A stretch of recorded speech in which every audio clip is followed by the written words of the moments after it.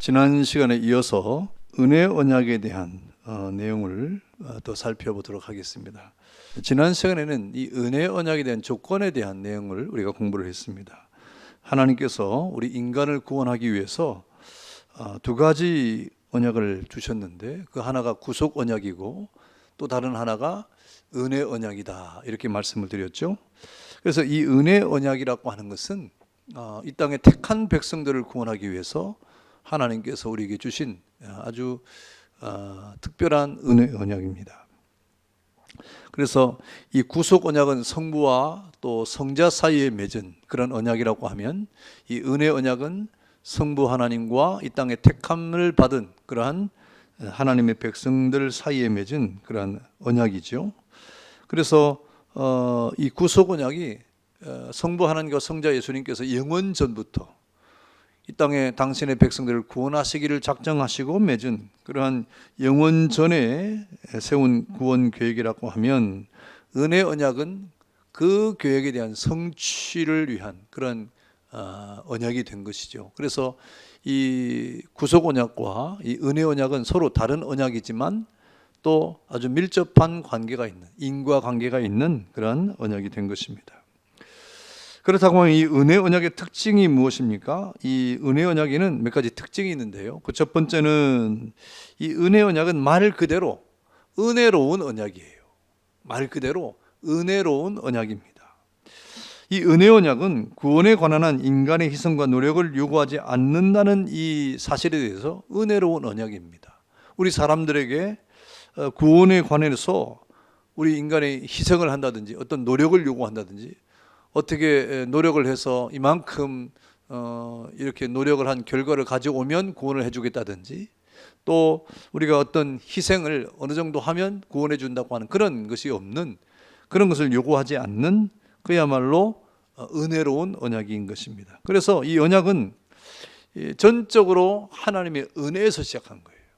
하나님 편에서 우리를 구원하시기 위한 전적인 하나님의 은혜로부터 출발을 했고, 그래서 그 은총을 통해서 이 지금 시행이 되고 있고, 그 다음에 그 은혜를 통해서 우리 삶 속에서 이렇게 실제적으로 나타나고 구현되는 언약이 바로 이 은혜 언약입니다. 그러니까 처음부터 끝까지 하나님의 은혜가 있는 거예요. 시작도 하나님의 은혜로 시작됐고, 진행도 하나님의 은혜로 진행되고 있고, 또 그 모든 것의 성취도, 우리를 구원하시는 그런 이 성취도 하나님의 은혜로 진행이 된 것입니다. 그러므로 이 언약은 이 죄인에게 있어서 처음부터 끝까지 은혜가 아닐 수가 없는 거예요. 모든 것이 처음부터 끝까지 은혜입니다. 시작도 진행도 마침도 모든 것이 하나님의 은혜 아니면 안 되는, 은혜로만 진행된 그런 언약이 된 것이죠. 그래서 이 은혜 언약은 그 이름대로 은혜로운 언약이다 하는 특징을 가지고 있습니다. 두 번째는, 이 은혜 언약은 삼위일체 언약이다 하는 특징이 있습니다. 여러분, 삼위일체는 무엇입니까? 성부와 성자와 성령 하나님을 우리가 삼위라고 말하고, 그 삼위가 하나가 되어서 맺은 언약이란 말이죠. 그래서 이 은혜 언약은 이 성부의 선택하시는 사랑에 그 기원을 두고 있어요. 물론 이 은혜 언약이 성부 하나님과 또 이 땅에 구원받기로 작정된 죄인된 사람들과의 언약이지만, 하나님의 구원에 대한 그러한 선택의 기원을 두고 있고, 그 다음에 그 아들 되신 예수 그리스도, 성자 예수님이 이 보증을 하신 것이죠. 우리 조건에서 배웠죠. 보증이 되는 그런 법적인 근거를 두고 있고, 그 다음에 이것을 성취하는 것은 어떻게 되느냐? 바로 성령께서 이것을 적용해서, 효과적인 적용을 통해서 성령께서 죄인들을 삶 속에서 구원으로 이끌어내는 그러한 결과를 가져오는 것이죠. 그러니까 하나님의 구원 계획과 예수님의 구원에 대한 성취와, 그리고 그것을 적용하는 성령께서 이 은혜 언약을 이루어 가신다는 거예요. 그래서 삼위 전체가 참여하는 언약이 바로 이 은혜 언약인 것입니다. 그러므로 이 은혜 언약의 특징은 바로 삼위일체 언약이다 하는 그런 특징을 가지고 있습니다. 그 다음에 세 번째는, 이 은혜 언약은 영원한 언약이다 그랬어요. 영원한 언약. 다시 말하면 이 은혜 언약의 효력은 어느 시점부터 시작해가지고 그 다음에 어느 시점에 끝나는 것이 아니에요. 유한한 것이 아니에요. 영원한 효력을 가지고 있다는 말이죠. 은혜 언약의 효력은 영원하다는 것입니다. 그래서 그 효력이 중간에 상실되거나 파괴되지 않고 그것이 계속되는데 영원토록 계속되는 겁니다. 그러므로 은혜 언약 안에서 구원받은 우리 사람은요, 은혜 언약의 효력이 영원토록 계속되기 때문에 영원토록 구원을 받는 거예요. 영원토록 우리가 영생에 이르게 되는 거예요. 효력이 영원하기 때문에 그렇습니다. 하나님은 영원히 그의 언약에 충실하신 분이고 선택받은 자 안에서 이 언약을 완전히 실현시키기 때문에 그 하나님의 이 구원의 언약이, 이 은혜에 대한 이 구원의 언약이 영원토록 지속되는 영원성을 가지고 있다는 것이죠. 그래서 한번 구원을 받고 우리가 영원한 하나님의 나라에 이렇게 들어가게 되면 그 효력이 영원하기 때문에 우리가 그 영원한 하나님의 나라에서 영원토록 길이 살게 되는 것입니다. 왜? 그 효력이 영원하기 때문에 그렇죠. 그 다음에 네 번째, 이 은혜 언약의 특징은 뭐냐면 특별한 언약이다. 특별하다고 하는 것은 보편적이지 않다 이 말이죠. 그러니까 이 은혜 언약은 이 세상의 모든 사람, 보편적으로 모든 사람에게 주어진 것이 아니라 택함을 받은 사람을 대상으로 주어진 것입니다. 그러니까 이 세상의 모든 사람에게 이런 언약이, 은혜 언약이 주어진 게 아니라 이 말입니다. 다시 말하면 이 땅의 모든 사람이 구원을 받는 게 아닌 것이죠. 이 세상에 존재하는 사람들 가운데 구원받기로 작정된 택함 받은 사람들에게만 적용되는 은혜 언약인 거예요. 그래서 이것을 특별한 언약이라고 이렇게 우리가 부르게 되는 것입니다. 다섯 번째는 이 은혜 언약은요, 그 시행의 형태는 구약에서부터 많이 변했지만 그러나 동일한 언약, 목적은 동일하다. 목적은 동일한 언약이다 하는 것입니다. 그래서 이 은혜 언약이 형태는 변하는 그런 과정이 있었지만 그러나 그 목적에 있어서 동일한 언약이 되는 것입니다.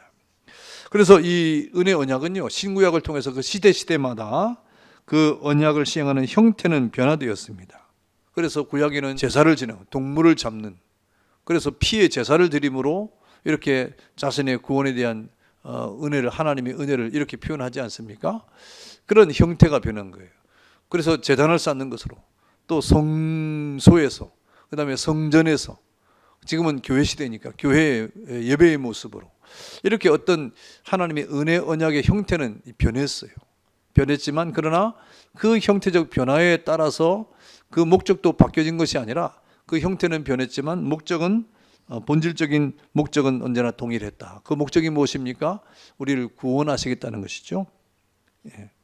우리를 구원하시겠다는 거예요. 그리고 나는 내 하나님이 되고 또 구원하고 또 구원의 은총을 통해서 우리가 이렇게 하나님 앞에 서게 된다는 것이죠. 그래서 내가 너의 하나님이 되리라 하는 이 언약의 약속이 동일했던 겁니다.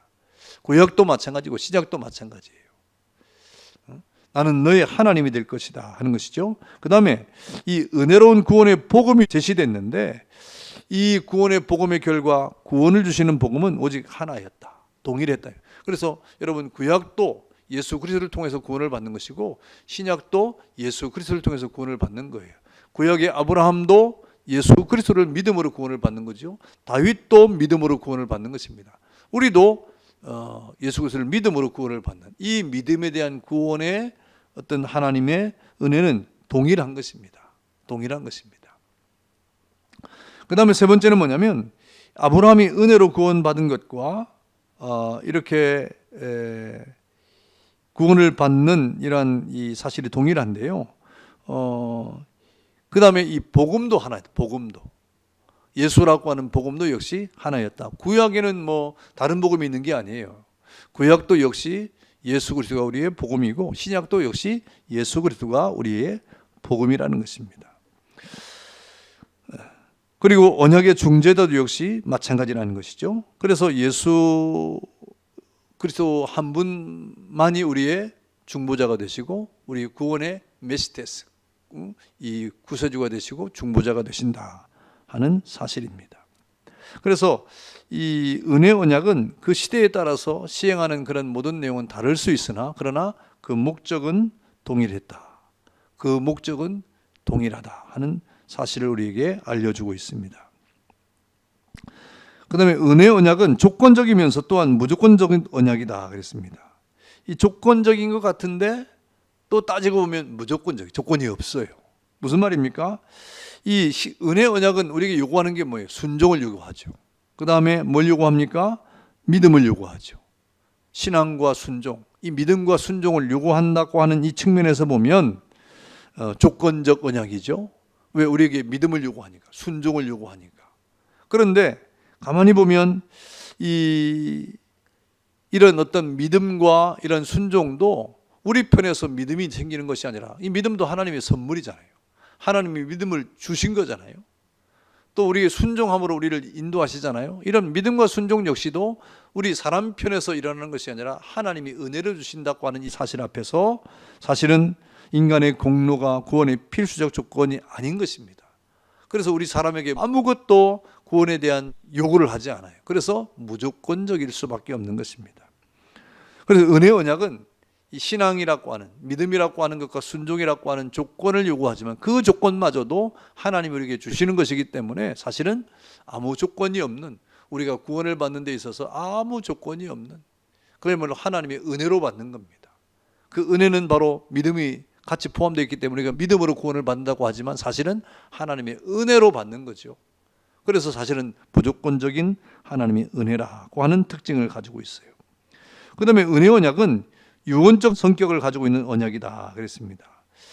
이 은혜 언약이 유언적인 성격을 갖는다고 하는 그 이유가 무엇입니까? 그것은 전체적으로 볼 때는 하나님의 선물이에요.